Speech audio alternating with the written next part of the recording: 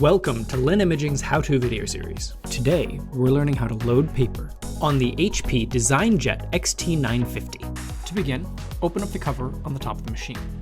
Carefully unload the roll by rotating it away from the front of the printer. Then lift the spool up and out of the machine. Rest the black end of the spool on the ground and remove the blue cap by pulling firmly. Then remove the old roll of paper by lifting it off the spindle. Place the new roll on the spindle, ensuring that it is oriented correctly with the paper feeding clockwise. Then replace the blue cap, making sure that it is seated properly. Lift the paper into the machine with the paper feeding over the top of the roll toward the front of the machine. Once it is seated, begin to gently feed the paper until the machine catches it. Then close the cover. On the display, select the paper type and tap Done.